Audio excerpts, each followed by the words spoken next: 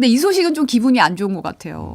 걱정도 좀 되고 왜 이렇게 됐지라는 생각도 좀 많이 드는 소식이긴 한데 세계 스카우트 잼버리 소식 지금 각국 참가자들이 어제 새만금 야영장 철수해서 전국 8개 지역으로 분산이 돼서 지금 이제 숙소로 옮겼죠? 네, 128개의 숙소로 분산이 됐고요.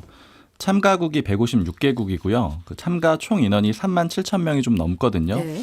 수도권에 가장 많이 배치를 했는데 2만 명 정도를 배치했고요. 이제 나머지는 대전, 세종, 충북, 충남, 전북 이런 지역들에 배치를 했습니다. 네. 이번에 이 이송도 거의 작전이라고 부를 정도로 그렇죠. 네. 그렇게 좀 엄중하게 진행이 됐는데 경찰이 최고 비상령인 가포 요거 비상 발령을 냈고요. 경찰력이 1,850명이 동원이 됐습니다. 교통관리 해주면서 이동을 다 지원을 해준 거고요. 네. 이동하는 데는 버스 1,014대가 동원이 됐습니다. 그리고 숙소 128개를 정부가 확보를 했는데 주로 대학 기숙사 그리고 공무원이나 기업 연수원, 교육시설 이런 곳들을 확보를 했는데 이제 정부가 처음에는 이제 지자체에서 홈스테이도 모집하고 이랬었는데 네. 정부가 거긴 안 한다라고 했었거든요. 왜냐하면 이제 식사가 가능한 이런 공간들을 주로 확보를 한 겁니다. 이제 이렇게 이동을 했는데 11일에 폐영식이 또 있어요. 네. 근데 이제 다시 한번 또 모여야 되거든요. 폐영식 때는 K-팝 콘서트도 있거든요. 장소가 서울 월드컵 경기장으로 상암 월드컵 경기장으로 확정이 됐고 네. 그래서 이제 이렇게 전국에 퍼져 있는 37,000명 정도가 다시 또 서울 상암으로 모여야 됩니다. 그러니까요. 근데 시간이 여기죠. 상암 오후 네. 7시고 금요일 저녁이잖아요. 그러다 보니까 이제 교통 대란은 좀 피하기가 굉장히 어려운 상황이 또 예측이 돼요. 안 그래도 회사에서 사내에서 금요일 날 어떻게 좀 빨리 탈출해야 되지 안 퇴근을 그러면 퇴근이 아주 빨리 하셔야 될 것 같은데. 아주 이제 좀 곤란할 지경이다 이런 얘기가 나왔는데 보니까 대학 기숙사로도 가고 뭐 연수원 지금 얘기가 나오고 대형 교회로도 갔더라고요. 이게 워낙 촉박하게 추진되다 보니까 이 과정에서도 좀 혼란이 있었던 것 같아요. 남서울대학교 윤승용 총장이 SNS에 글을 올렸더라고요. 잠깐 보실까요? 네, 읽어보면은 잼버리 대원들 753명이 갑자기 우리 대학에 배정이 됐다. 휴가자를 제외한 전 직원이 총출동을 해서 군부대에 비상훈련 하듯 막았다. 이런 얘기가 적혀 있고요. 네. 그리고 도착 시간이나 도착 후 어떻게 방배정을 하고 식사는 어떻게 해야 될지 또 11일까지 머무는 동안 어떻게 대해줘야 될지 아무런 지침이 없었다. 이렇게 적었습니다. 보면 이제 SNS 내용을 보면 이제 이용 가능한 기숙사 어느 정도 수용 가능하냐 문의가 와서 답을 했더니 이제 한 800명 정도가 들이닥쳤다. 그러니까 이제 뭐 매뉴얼도 없고 이거 좀 기본적인 지침을 좀 줬어야 되는 거 아닌가 싶기는 한데 뭐 다른 곳에서는 참가자들이 엉뚱한 곳에 내렸다가 이 산이 아니래 이래가지고 다시 또 짐 싸고 이동하는 상황도 있었다고 하더라고요. 맞아요. 여기저기 지금 다 수용할 수 있는 시설을 정부가 급하게 찾아가지고 배치를 했거든요. 뭐 예를 들면 서울의 대형 교회도 이런 요청을 받고 원래 수련회 일정이 있는데 그 시설을 좀 내주고 이런 상황도 있었다 그래요. 근데 네. 이제 말씀하신 대로 인솔자가 없이 이제 버스만 이동을 하는 경우가 있어가지고 참가자들만 타고요. 막상 내렸는데 아니어가지고 다시 이동하는 이런 상황도 있었다고 합니다. 어떻게 보면 이제 우리나라 방문한 손님들이니까 또 어린 청소년들이고 네. 좀 잘 마무리하고 좋은 경험을 보내고 좀 유종의 미를 거둬서 보내야 되는 건 맞겠지만 이제 아무래도 지금 휴가철도 겹쳐 있고 갑자기 이렇게 막 추진이 되다 보면 불똥이 떨어진 곳이 있기 마련이니까 불만도 좀 나오는 것 같아요. 네, 사실 경찰하고 공무원들이 가장 많이 동원이 됐고 그다음에 이제 아까 이 숙소들을 주로 공공기관이나 이런 곳들 그러니까 공무원 교육기관이나 이런 네. 곳들에 주로 사용을 했다라고 했잖아요. 네. 그래서 이제 그쪽 직원들의 이 불만들이 많았어요. 그러니까 공무원하고 공공기관 직원들인데 이게 뭐 공개적으로 불만을 얘기하는 건 아니고 이제 익명 커뮤니티가 있잖아요. 네. 직장인들.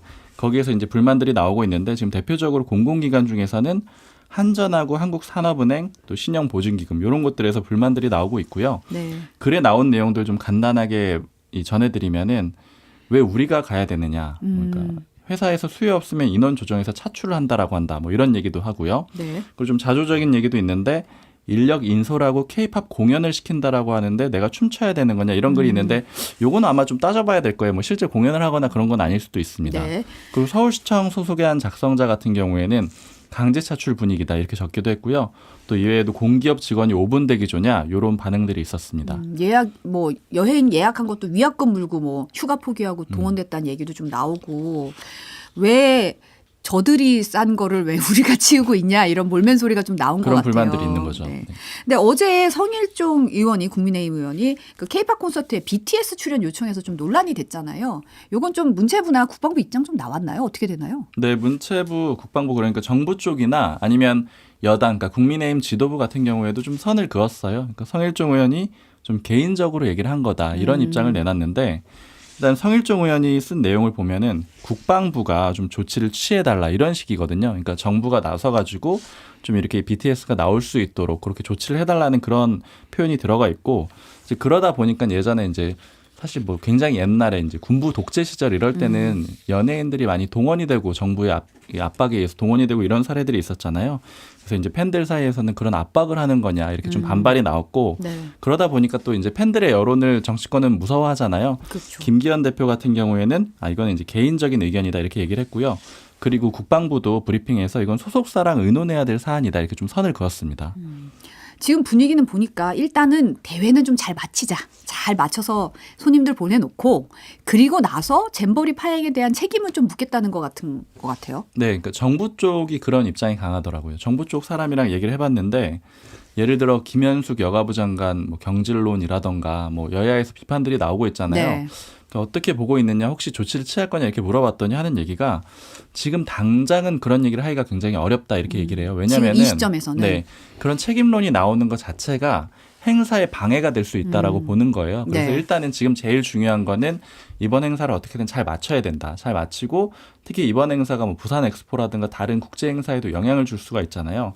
그래서 일단 좀 나중에 책임을 묻겠다 이런 입장인데 이제 그럼에도 불구하고 일단은 국회는 이제 당장 현안 질의를 할 거거든요. 바로 8월 임시국회 때 행안부, 여가부, 문체부 이제 세 개 부처 대상으로 해가지고 상임위들이 열어가지고 이제 책임을 따져 물을 거고요. 네. 그리고 지금 이제 공식적으로 입장이 나온 건 아니지만 이제 그 정부 쪽 관계자들의 이렇게 익명 보도를 보면은 여가부에 대한 감찰을 할 거다 이렇게 검토를 하고 있는 그런 상황이에요. 네. 근데 이제 사실 문제가 많이 있었죠. 왜냐면은 투입된 예산이 1,100억 원이 넘거든요. 거의 1,200억 정도 되는데 네, 맞아요. 이게 앞서서 일본 잼버리에 쓰였던 것보다 거의 한 3배 정도 많아요. 그런데 너무 많은 문제들이 있었잖아요. 그렇죠. 그리고 특히 화장실 왜 이렇게 더러워서 못 쓰겠다 이런 얘기들이 많았는데 그 예산 좀 중간중간 따져보는 내용 보니까는 아까 1,170억이라고 말씀드렸는데 이 중에서 방역이나 청결, 폭염 대비 예산이 한 17억밖에 안 되거든요. 그러니까 전체에 차지하는 비율이 너무 작더라고요. 네, 보니까. 6%밖에 안 되고 더 구체적으로는 화장실 청소 관리 비용 이거 4,500만 원이었어요. 그러니까 되게 나중에는 굉장히 많은 인력을 투입했는데 처음에 이렇게 적다 보니까 그러다 보니까 이제 그런 불만이 나올 수밖에 없었고 네. 그리고 여가부가 실무를 맡았는데 국회에서 이제 어떻게 준비해 왔는지 그 일지들 있잖아요. 네. 자료 내라고 했는데 그 제출도 제대로 못했다라고 하거든요. 그러니까 그러다 보니까는 이제 아무래도 그 감사원의 감사라든가 이런 것들이 이뤄질 가능성이 높고요. 그리고 이제 이런 분위기랑 좀 맞춰가지고 여가부가 윤석열 정부에서는 사실은 뭐라고 할까요? 약간 계륵 같은 그런 부처잖아요. 그렇죠. 7글자의 이제 공약도 있었잖아요. 맞습니다. 여성가족부 폐지가 윤 대통령의 공약이었고 핵심 공약인데 그런데 이제 이걸 하고 싶었지만 야당에서 이 정부조직법을 바꿔야 돼가지고 국회를 거쳐야 돼서 못하고 있었는데 이제 그런 여론을 좀 다시 만드는 그런 분위기도 있습니다. 그러니까 하태경 의원 같은 경우에는 이제 MBC 출연해가지고 여가부 없었으면은 대회도 훨씬 잘 됐을 거다 이런 얘기를 하기도 하고요. 그래서 일단은 이제 그러나 이제 야당 같은 경우에는 여가부 폐지하면 안 된다라는 그런 입장이거든요. 그러니까 네. 이 줄타기랄까요? 이제 책임은 묻되 여가부를 없애면 안 되는 게 야당의 입장이고 여당 같은 경우에는 책임도 묻고 그걸 빌미로 삼아가지고 여가부도 없애야 되는 약간 그런 식으로 목적이 좀 다른 상황입니다.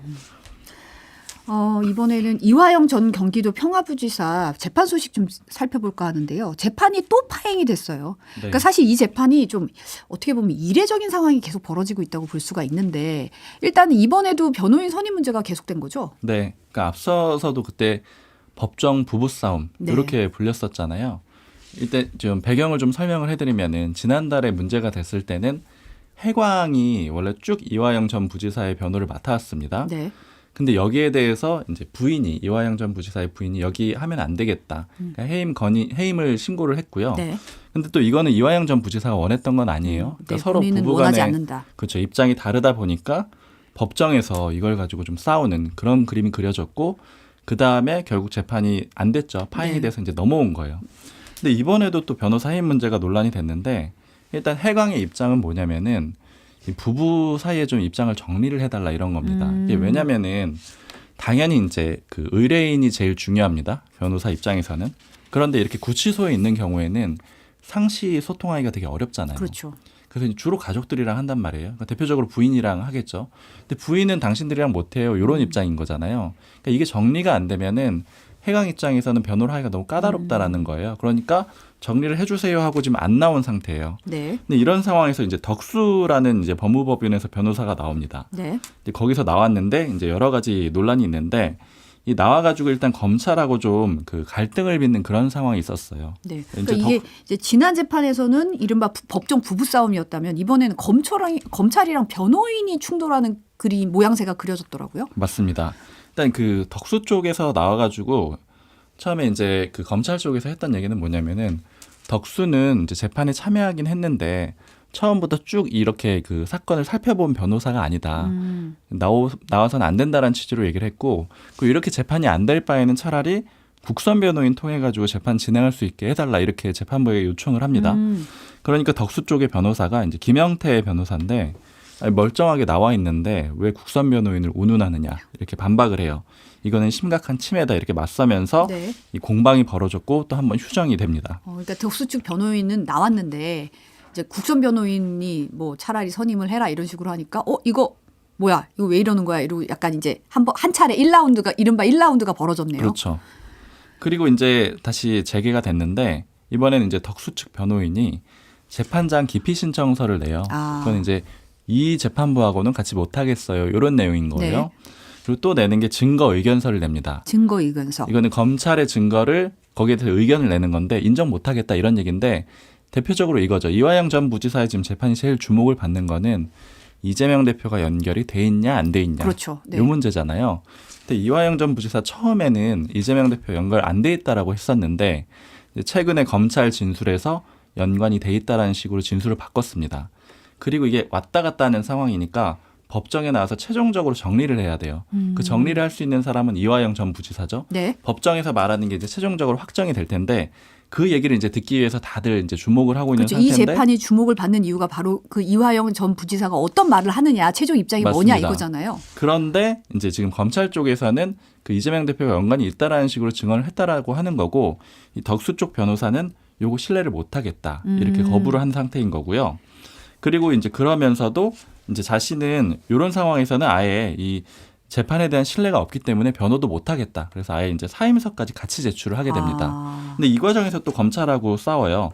그러니까 검찰이 이게 덕수는 재판에 기록을 제대로 검토한 적도 없지 않느냐, 뭐 이런 식으로 얘기를 하고 그 덕수의 입장, 그러니까 아까 그 검찰의 그 증거에 대해서 인정을 못한다라는 입장이 이화영 전 부지사의 입장이 맞느냐, 피고인 입장 확인해달라 이렇게 검찰이 얘기를 합니다. 이 얘기가 피고인 입장이 맞느냐? 네, 그러니까 변호인의 입장이 곧 이화영 전 부지사의 입장이 맞느냐 이렇게 물어본 거죠.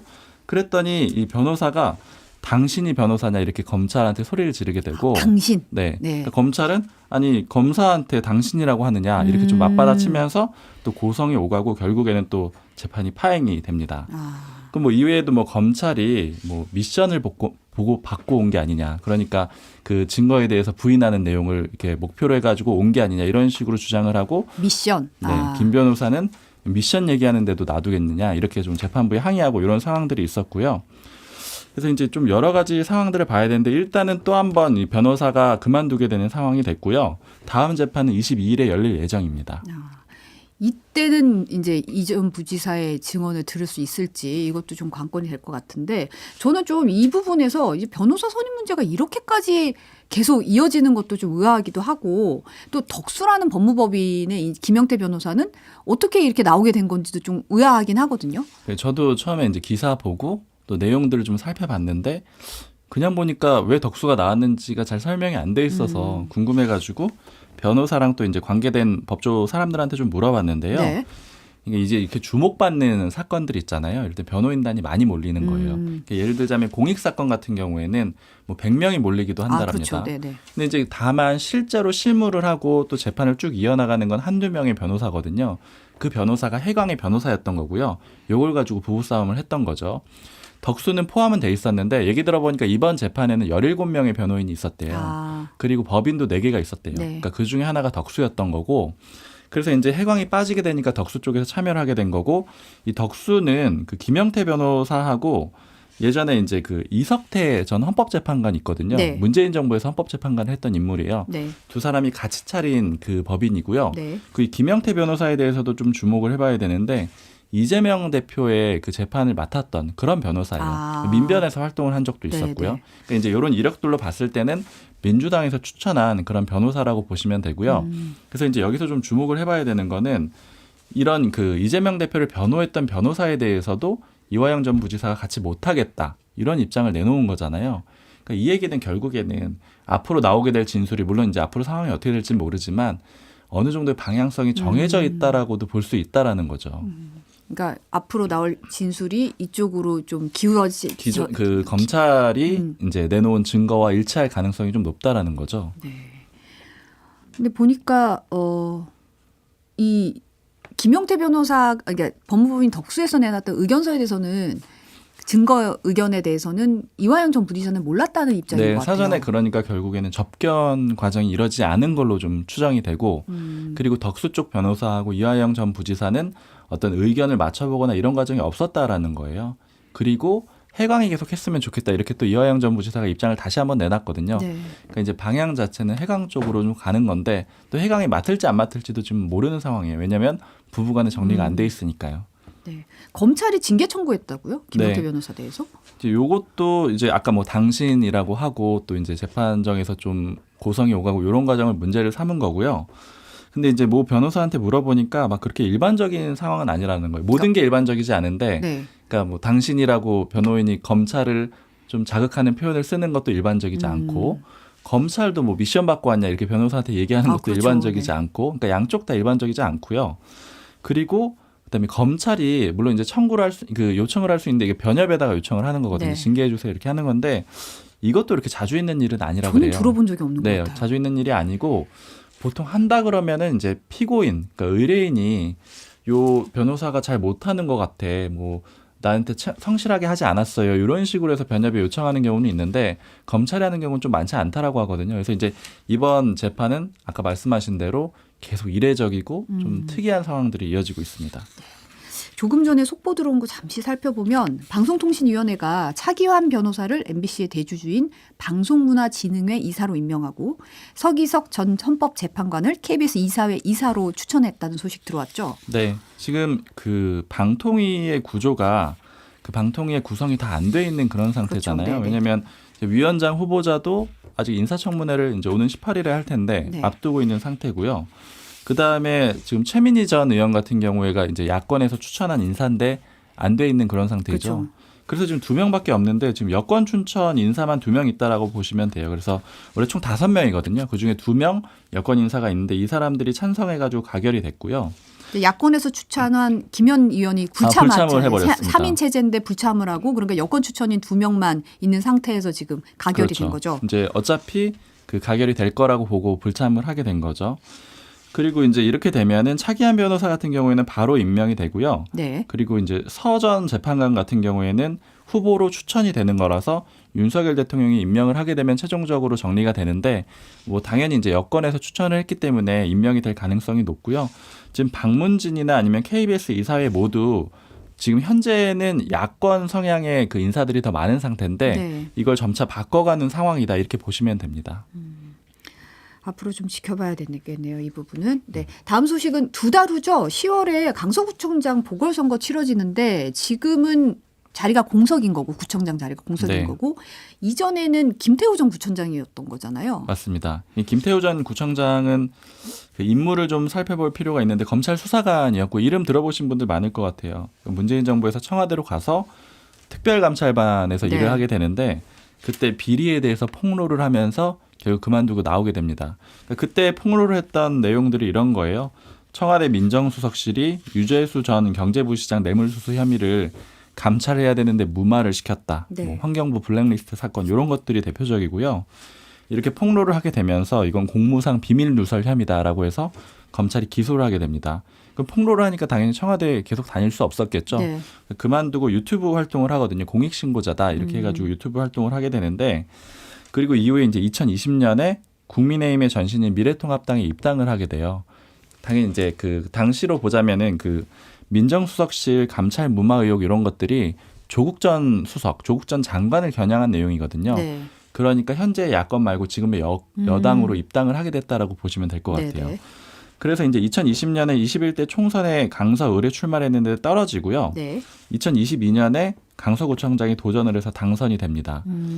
그런데 이제 좀 주목을 해봐야 되는 거는 그때 이제 공천을 줬을 거 아니에요, 국민의힘에서. 그렇죠. 그때도 이미 1심 징역형이 나와 있는 상태였어요. 아, 징역형이 나와 있는 상태에서 공천을 준 거예요? 그렇죠. 확정은 아니고 1심이니까 징역 1년에 집행유예 2년을 받은 상태였는데 국민의힘 지도부는 공천을 줍니다. 근데 이제 어찌됐든 간에 당선이 됐는데 그 당시 여권 입장에서는 굉장히 의미가 있었어요. 왜냐하면 이제 강서구는 그냥 들으셔도 굉장히 어려운 지역이에요. 보수정당에게는. 이 보수정당 구청장이 나온 게 12년 만이었고요. 그리고 지금 강서구를 보면은 가불병이 다 민주당 의원들이거든요. 민주당 텃밭이네요. 그렇죠. 민주당 의원들이 다 있는 상태에서 거기서 강서구청장은 그 국민의힘이 됐다. 이게 좀 이례적인 상황이었고 네.